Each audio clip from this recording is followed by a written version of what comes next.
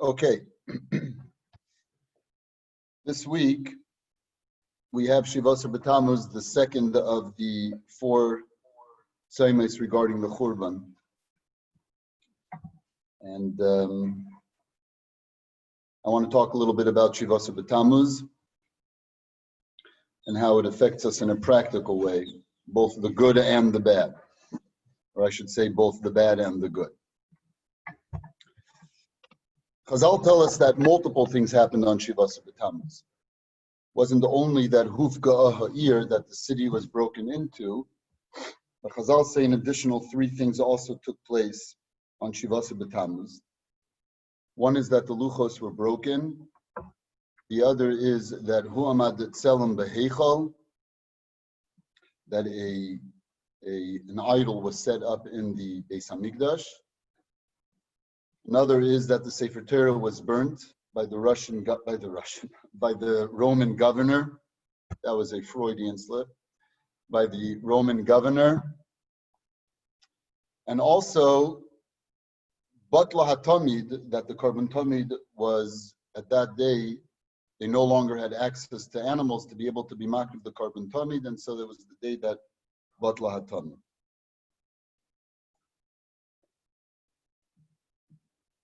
The pasuk at the very, very end of the Torah, when it's describing all of the things regarding Moshe Rabbeinu, so the Torah says over there, Ulachol Hayad HaChazaka, and also it says, Le'enei Kol Yisrael. In Chazal Darshan, each one of these. Regarding Le'enei Kol Yisrael, which are the actual last words that appear in the Torah, all the great things that Moshe Rabbeinu did, Le'enei Kol Yisrael. So the Sifri learns, and Rashi brings it down on the spot, that Le'enei Kol Yisrael refers to the breaking of the luchos. And the Sifri learns it from the pasuk, Va'ashabreim le'eneichem, and I broke them to your eyes, meaning invisible to all of you. And so the Sifri says, Va'ashabreim le'eneichem, that's what we mean when we say Le'enei Kol Yisrael. Now we have to ask ourselves, if the drasha is being made from Va'ashabreim le'eneichem, then why does the pasuk have to say Le'enei Kol Yisrael? What the pasuk should have said is Le'enei Yisrael. And yet Hashem added in a word there, Le'enei Kol Yisrael, which, l'chora, according to the drasha that we're making, is an unnecessary addition of the word. And it's that word, Le'enei Kol Yisrael, that I want to focus on, because I think that that word is the explanation, perhaps, to the background to Shiva B'Tammuz, the understanding of Shiva B'Tammuz, both in terms of the bad and in terms of the good. Well, let's talk about the whole pasuk, and then perhaps we'll move on. So regarding the words L'chol Hayad HaChazaka, Rashi over there brings down L'chol Hayad HaChazaka, which are the words that precede Le'enei Kol Yisrael, all of the strength of arm that Moshe Rabbeinu, all of the great matters that he did with strength of arm, L'chol Hayad HaChazaka.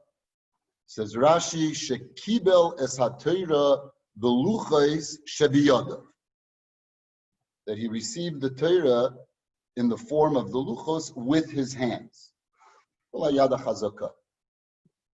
Pashas Rashi is referring to is that the luchos were very, very heavy, and therefore required a yad hachazak, strong arm, in order to be able to receive the luchos. Because otherwise you have to wonder what exactly is Rashi referring to when he says l'chol hayad hachazaka, that he was referring to the luchos. Well, what does that do with yad chazaka? If it would have just said l'chol hayad, then the words that Rashi says would be perfect. Shekibel asatira baluchay shabiyada. Well, where does the Yad HaChazaka element come in according to Rashi? So Pashtus, like I said, the simple explanation would be because in order to be able to receive the luchos, he needed to have a Yad HaChazaka. The Yerushalmi, however, the Yerushalmi in Tainus, describes it a little bit differently. The Yerushalmi says as follows. L'chol hayad hachazaka, that when Hashem gave Moshe Rabbeinu the luchos, he received the luchos. Then, kisha'asu Yisrael es ha'egel, when Yisrael did the egel, when they built the egel, Hashem attempted to take the luchos back from Moshe Rabbeinu, and Moshe Rabbeinu resisted, and he held on to the luchos.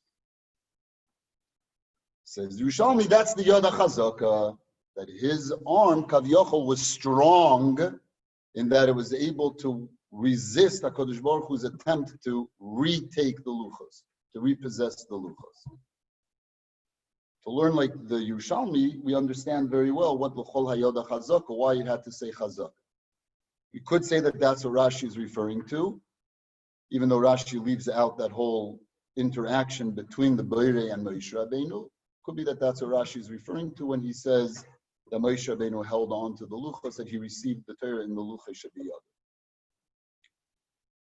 Either way, once we hear the Yerushalmi, it becomes very clear that l'chol hayad hachazaka and the le'enei kol Yisrael are not two separate things, but rather they are one event being described from 2 points. L'chol hayad hachazaka, when Yisrael made the egel, so Hashem wanted to take back the luchos. Moshe Rabbeinu resists.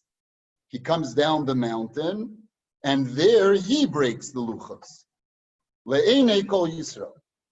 So that the Le'enei kol Yisrael is really just a continuation of the L'chol hayad hachazaka. That's how it comes out according to the Yerushalmi. Because why did Moshe Rabbeinu break the luchos? Because they made the egel. What is the Yad HaChazaka? They made the egel. Hashem wanted to take it back. Moshe Rabbeinu resisted in Hashem's taking it back. There is the Yad HaChazaka, which ultimately results in Le'enei kol Yisrael. And so the two become inseparable according to this Yerushalmi. Which means that in order for us to understand the event, perhaps, of the breaking of the luchos, we have to try to get a better grip on, that was a pun, unintentional. We have to try to get a better understanding of l'chol hayad hachazaka.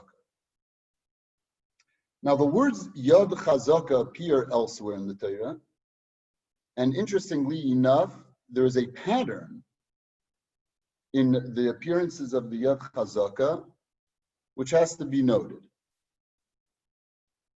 At the very end of Parshas Va'er, at the very end of Parshas Shmos, when Moshe Rabbeinu comes back to Hashem and he says, "Lo mahari eisa la'om hazeh," why did you do this, which ended up causing even a greater state of slavery for the Jewish people? So Hashem's response to Moshe Rabbeinu is, now you're going to see what I'm going to do. Ki biyad chazaka, for with a strong hand, they will be taken out of Mitzrayim. Rashi over there brings down 2 explanations. One is ki biyad chazaka means mipnei yadi hachazaka. Paro is going to let them go free because of my strong hand. So that the yad chazaka is going back on Hashem himself. Ki biyad chazaka yishalchein, for with a strong hand he will set them free, he will set them go, let them go. That means yodi chazaka, the strong hand that I'm going to put out against him, that's going to ultimately cause him to send it. The second explanation is, says Rashi, that ki biyad chazaka means that Paro's strong hand, because Paro is going to send them out bal korcham, and that's why the pasuk goes on and says Yigor Shem, that he's going to literally force them out. Yigor Shem, he's going to, what's the word for Gerush? To expel them, right? Ki biyad chazaka Yigor Shem, with a strong hand, he is going to expel them. Says Rashi in the second explanation that it's referring to Paro's strong hand, and that he's going to force Yisrael out bal korcha. 2 explanations. In one, Yad Chazak is going back on Hashem. In the other, Yad Chazak is going back on Paro. Earlier on in Parshas Shmos, when Hashem is talking to Moshe Rabbeinu and telling him of his plan to send him to take Klal Yisrael out of Mitzrayim. There too Hashem uses the word of Yod Chazaka. And there Hashem says a very interesting sentence. He says, V'loi b'yod chazaka. For I know, he says, for I know that Paro will resist letting them go. V'lo b'yod chazaka. Here too, two explanations are given. V'lo b'yod chazaka. The first explanation is, he's not going to let them go until I show him the strength of my hand. According to that explanation, the Yod Chazaka is going back on Hashem. The second explanation Rashi gives is V'lo b'yod chazaka, and not because he has a strong hand. V'lo b'yod chazaka, and not because he, Paro, has a strong hand.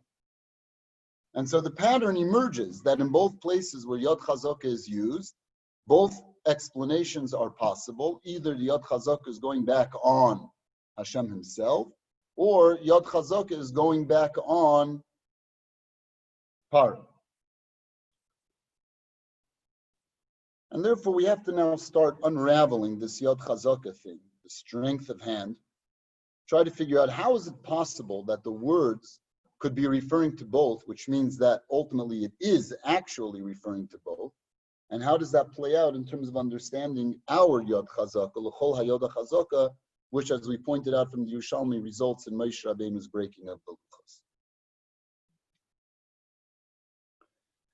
And so in order for us to approach this, I want to point out a very interesting thing.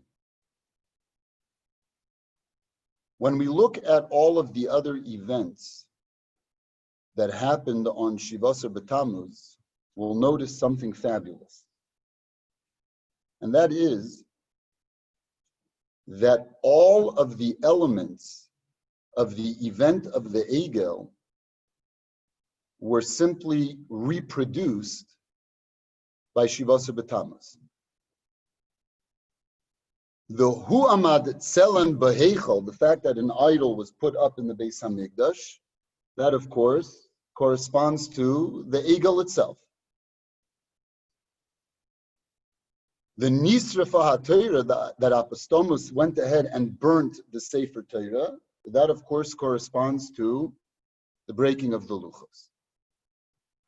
Aaron, when he builds the Mizbeach, he says to the people, he says, Chag LaHashem Mochar, and Rashi brings down, what does that mean? For there will be a Chag for Hashem tomorrow. Says Rashi, Aaron intended that Moshe Rabbeinu would make his appearance, and this Mizbeach would be used to offer karbanos up to Hashem. That corresponds to Botla Atomi, because what happened instead? Vaya'alu Eiles. The next morning they got up, and instead of using that Mizbeach as a place to be makrib karbanos to Hashem, those karbanos to Hashem were removed from the equation, and instead they offered up Eiles to the Avodah Zarah. And so it's interesting that the events of Shivasar B'Tammuz, that is to say, Hu Amad Tzelem B'Heichel, Nisrafa HaTorah, and Botla HaTamid, corresponds directly and almost reproduces the same exact events that took place with the making of the Egel. Which means that perhaps for us, in order to appreciate Shivasar B'Tammuz a little bit more, we have to look a little bit into the Egel and the effects of the Egel, and how it is that therefore Hufka Ha'ir, that the city should have been broken into, would be the next step in the Churban, if it is merely a reproduction or a recreation of what happened by the Egel. Now, there's an interesting Gemara in Avodah Zarah, and in this Gemara, Reish Lakish makes an astounding posit. He says, we owe a debt of gratitude to our forefathers, referring to our forefathers who made the Egel. Why? He says, She'ilmolei chotu, had they not been chota, had they not made the Egel, then anu loy banu la'olam, we would have not come into this world.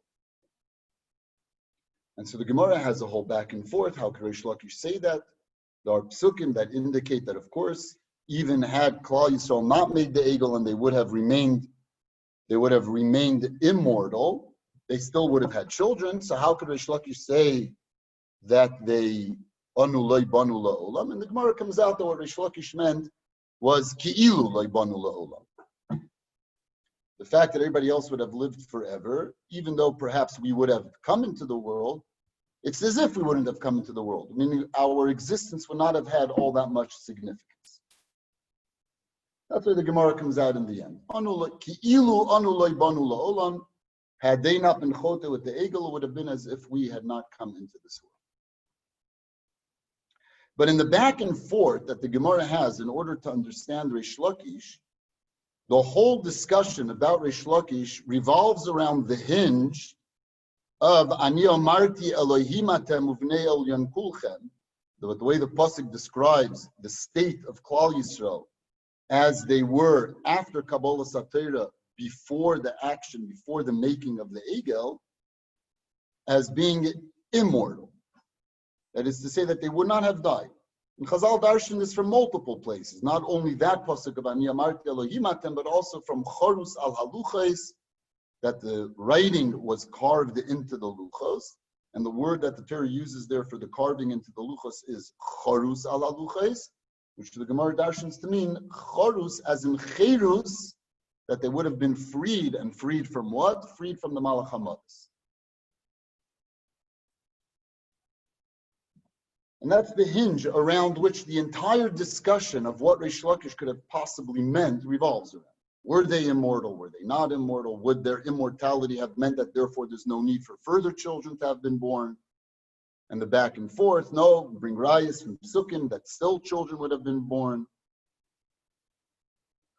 And that's based on that. The Gemara comes out, okay, so what Reish Lakish meant was ki'ilu loy banu la'olam, as if we hadn't come into the world. But l'maisa, the whole discussion there revolves around the fact that before the making of the egel, Klal Yisrael had been in a state of cherus from the Malach HaModes, and after the making of the egel, they lost that cherus from the Malach HaModes, and they once again became mortal.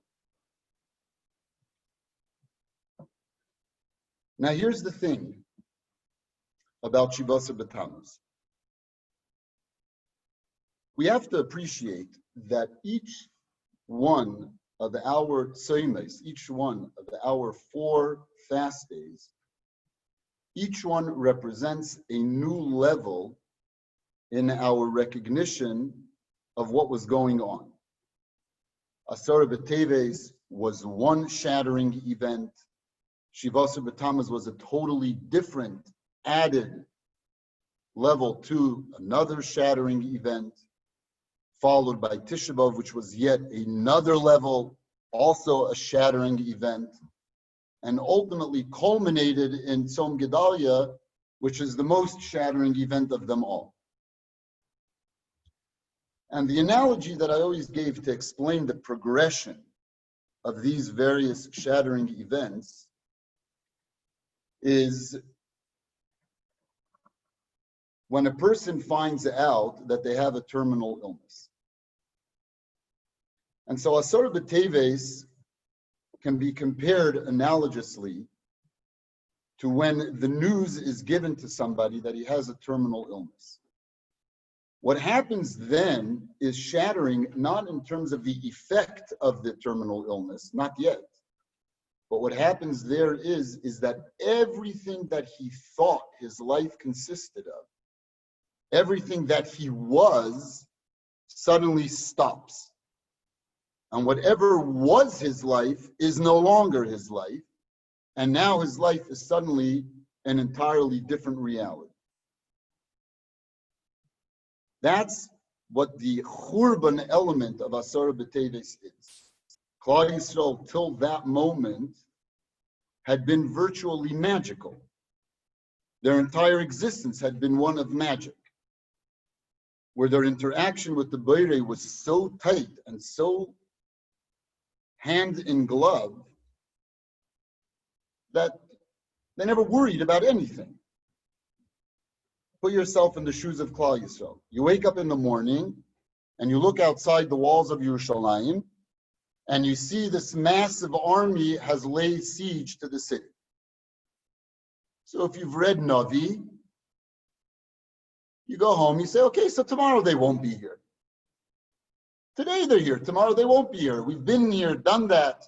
We all remember the good old days of Samcheir. He also tried this trick on us. Lay siege to the city. We woke up the next morning, boom, they were all dead. Magical. Everybody goes home. Everybody's happy. What's the difference? These guys are out there. Who cares? What's the difference? Doesn't make a difference to us. They're here now. Tomorrow they'll be gone. We know how this works. We've been interacting with the Beirei for so many years. We know exactly how this goes. No worries, no nothing. Everybody goes home. Everybody's very happy. The kids go to school. Everybody's okay. They go to sleep, and they wake up the following morning, and the army is still there. At that moment, their entire view of everything that they were and everything that had been and everything that should be and everything about how it is that Klal Yisrael is meant to function was shattered. How could this army still be here laying siege to our city? This is a total and utter new reality, one of horror like we've never experienced. Something has happened, something is broken. Klal Yisrael is not functioning the way it is meant to function. Something's broken. For had things been the way they were supposed to be, there's no way that this army would still be laying siege the next day. That shattering shift, that recognition that something so fundamental in terms of what it means to be the chosen nation, in terms of what it means to be Bnei Yisrael, in terms of what it means to have received the Torah, is broken. And to see it with your own two eyes was so shattering to them that it was what we call stage one of the Churban. And in exactly the same way, each next step also takes it one further step on. Shiva B'Tammuz, sticking to our analogy, is the equivalent of when that terminally ill patient has just been told that there is nothing more to be done. Nothing more to be done. It's done, it's finished. Hospice care, you have 3 weeks to live. That's an entirely new development. It was broken, that was horrible. Everything in life came to an end. Everything that I believed in, everything that I thought I was, everything that I thought has to be and should be and would be and could be has ended. And now it's gone up a notch. Now, not only do you have a terminal illness, but that terminal illness is incurable. And you only have 3 weeks left to live. This additional notch is a whole new element of Churban. And so Memela, this too became a fast day. Because whatever had been experienced with Asar B'Teves has now been dwarfed by what's being experienced by Shiva B'Tammuz. And the same goes for Tisha B'Av, and the same goes for Tzom Gedalia, but that's not for here and now. We need to focus on Shiva B'Tammuz. Now here clearly, the analogy is not merely an analogy because it allows you to comprehend the sense of destruction that is being meted out against Klal Yisrael. The analogy also gives us a little bit of insight into what it is that the breaking into the city represented. In the same way that an individual could have a moment in which his mortality now becomes totally and utterly standing there in front of his eyes, That is to say, till then, a person always thinks that he's immortal, that he will live, he'll make it through, he'll get through it, and he'll still have many years left to live. And now suddenly it's being put to him that no, you don't have years left to live. You're not going to be cured. You are going to die. You have 3 weeks and then you are going to die. His mortality is now staring at him in the face. And that sense of despair that comes when one has his mortality staring at him in the face is the sense that Klal Yisrael had, not on the individual level, but Yisrael, the people. In the same way that in our analogy, the point that we're showing is that this next notch is the sudden recognition of the individual's mortality. In the same way that you could have this concept of an individual having to face his own mortality and the despair that that puts him through, the shattering news that he only has 3 weeks left to live, in exactly the same way, the nation as a whole can have that sense, where suddenly Klal Yisrael as a nation see themselves from a national point of view, staring the nation's mortality in the face. Think how much more shattering that type of an experience would be. Think how much more devastating that would be. That's Shiva Asar B'Tammuz.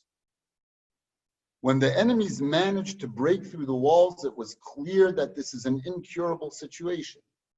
And now Klal Yisrael is staring at the nation's mortality in the face.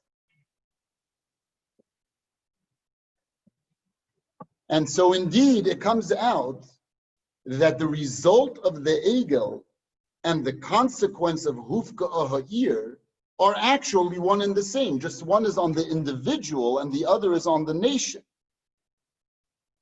Again, let's go through the steps that the Gemara talks about when trying to make sense of what Reish Lakish said.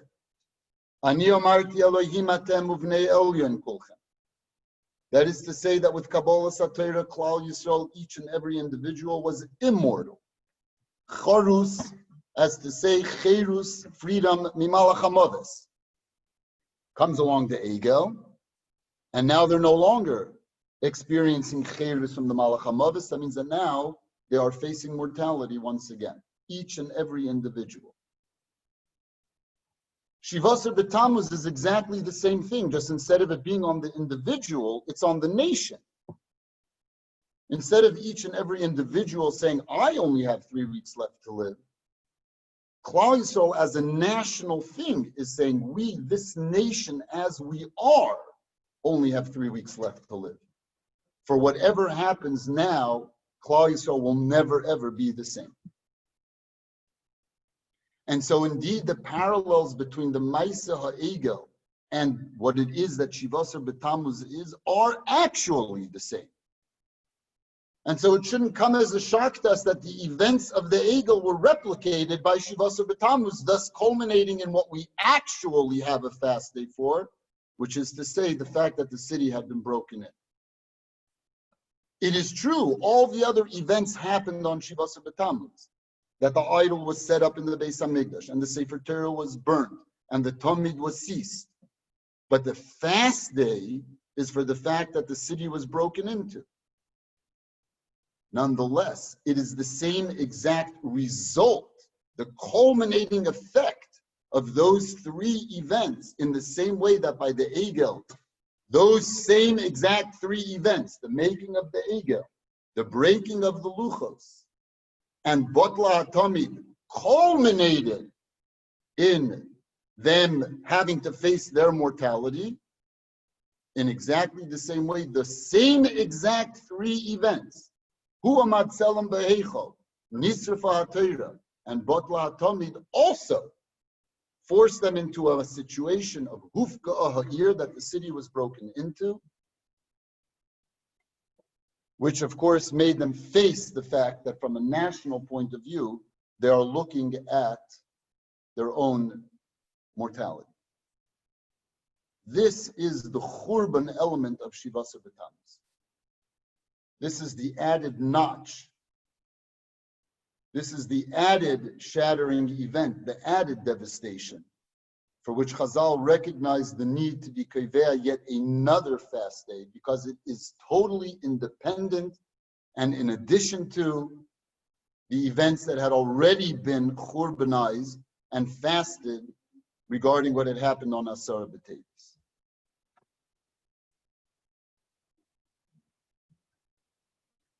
The idea of Yod Chazaka is very simple. Yod Chazaka connotes imposition. When we talk about the idea of there being strength of the hand, Ki Yod Chazaka Yigarshem, both of the explanations given are describing a form of imposition. And that's what the words themselves are trying to convey, where somebody or something has the ability, the capabilities to impose something on you.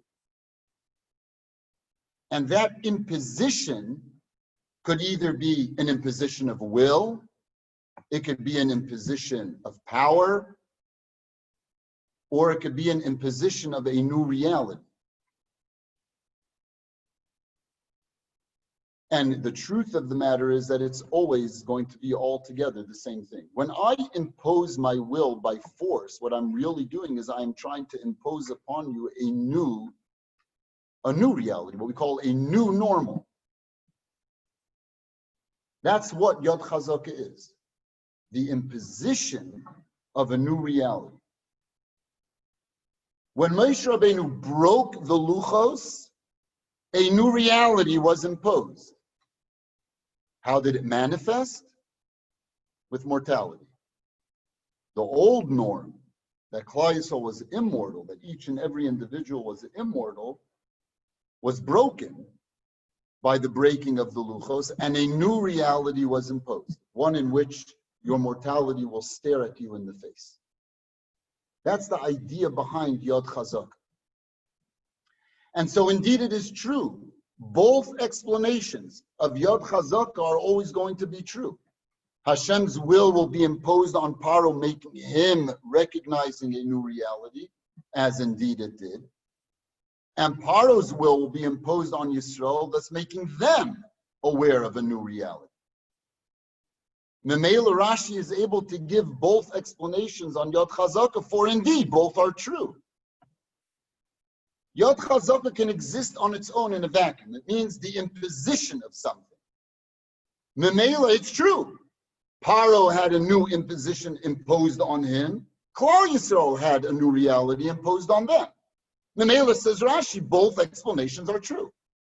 And it's true in, excuse me, and it's true in this appearance of the word Yod Chazaka, and it's true in that appearance of the word Yod Chazaka. Because the word Yod Chazaka itself conveys where an imposition is where you are being imposed upon with something which is now going to force you to have a different way of looking at things. Memela say Chazal that the Yod Chazaka refers to the breaking of the luchos for this very reason. Because indeed the breaking of the luchos imposed upon Klal Yisrael a brand new reality. Says Rashi, Yod Chazaka Yigarshem, referring to Paro, referring to Klal Yisrael. Says Rashi, B'Yod Chazaka, that he took the luchos, and based on that Yerushalmi and Tainus, and he broke them on his own instead of allowing Hashem to take them away from him. It's all the same thing. I am imposing a new matzav. I'm imposing a new reality upon you. And in the same way that the new reality imposed by the breaking of the luchos originally was that now you have to face up to your own mortality, in exactly the same way, the Hufka Aha'ir, which had its own breaking of the luchos, forced Klal Yisrael to suddenly stare in the face their national mortality. And the despair of seeing that, which, like I said, is analogous to something like a terminally ill patient being told he's incurable, is so devastating is so shattering that it warrants its own fast day in addition to the fast day of Asar B'Teves.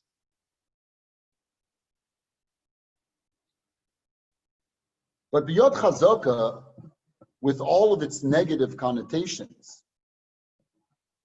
also has a very, very positive element to it too. What we like to call the caffeine lining to the cloud. Today, Yud Gimel Tammuz is my great-grandfather's yahrzeit.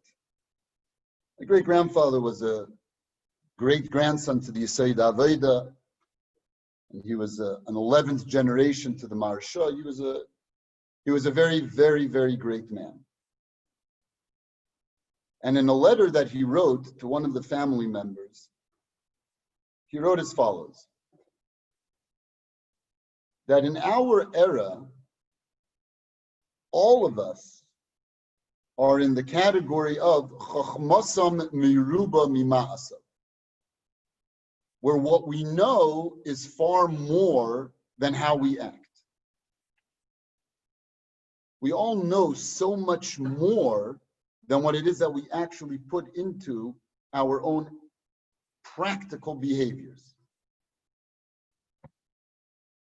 And he continues there and he writes, V'hadover poshet, the reason, the matter for this is clear, it's obvious. Because to put what you know into effect requires hard work. It requires a great deal of toil to put into effect. And therefore, it's much easier to know stuff than it is to actually live up to what it is that you know. And therefore, he says, all of us are, b'bchinas, we're all in the category of chachmasam meruba mima'asa, that what we know is greater than our actions. And he continues there and he quotes from his grandfather, the Yesod Aveda, that the means by which to change that equation and that our maisim will either equal to our chachma or be even perhaps greater than our chachma requires a great imposition of will. That is to say, that even though there is something that we do not want to do because of the immense toil that it involves and that it entails, nonetheless, we have to impose it upon ourselves even though there is no desire to do so.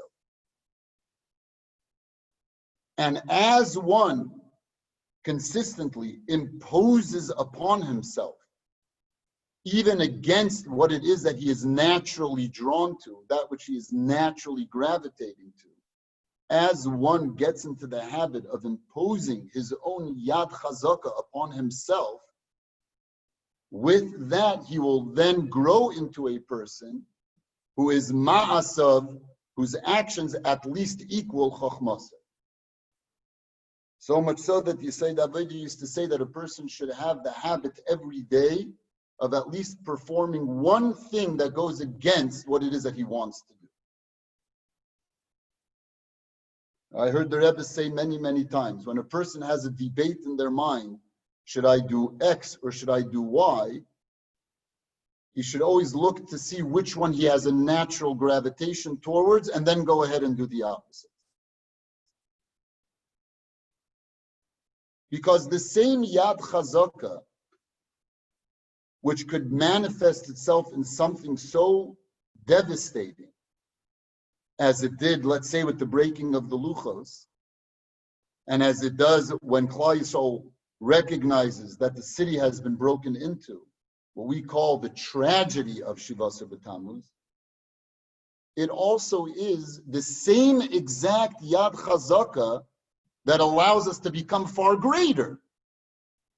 In the same way that a new reality can be imposed upon me, which is devastating and tragic, I can impose a new reality upon myself, which is great and awesome, and allows me to become far more than what I was.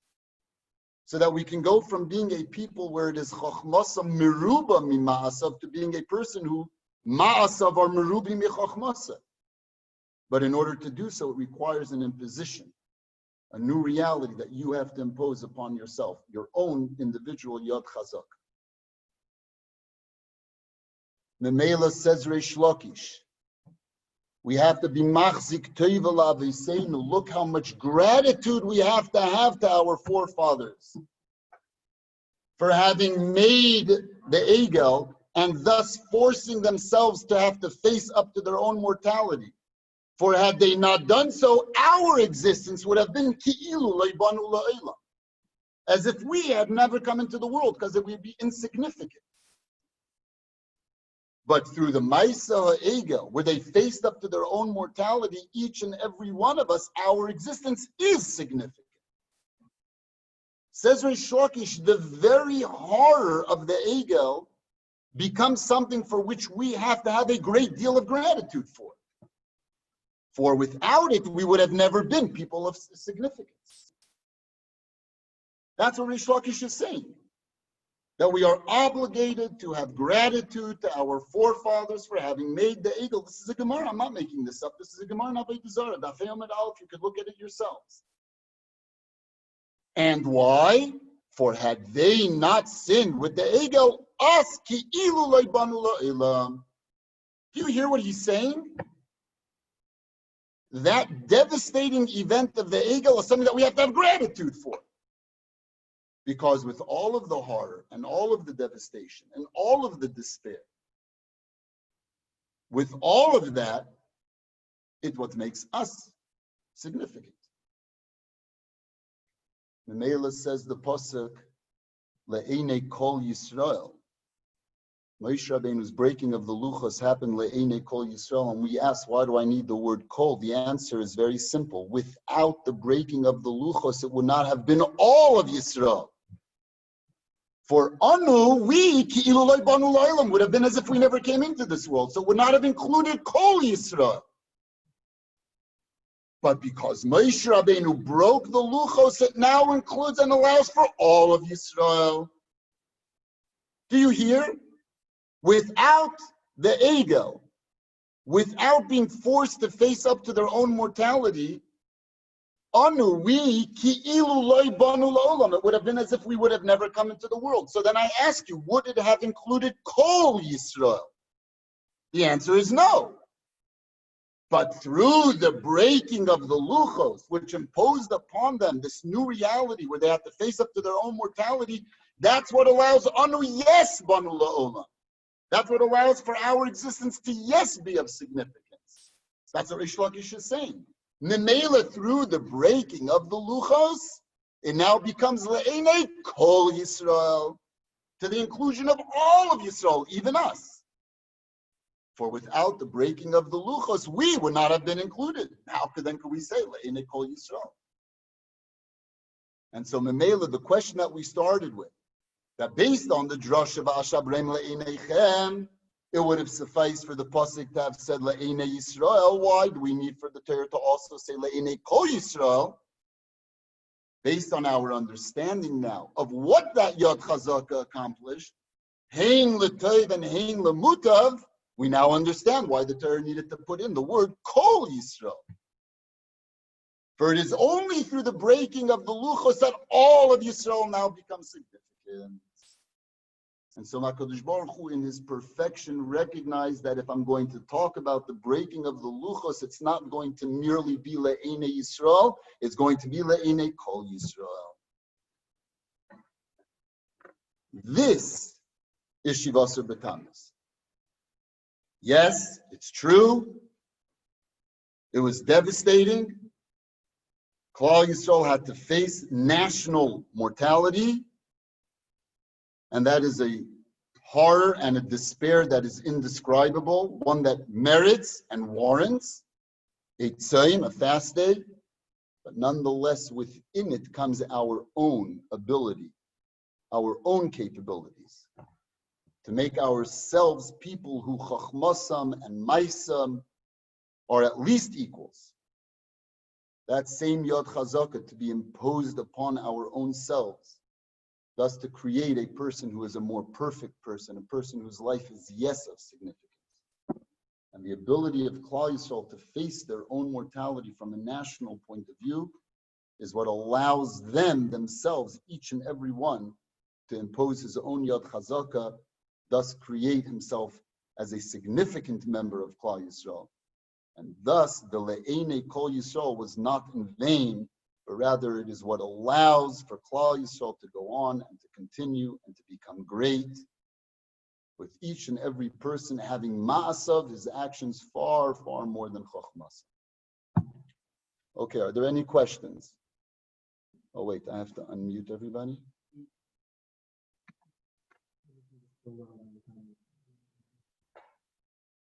How do I do that?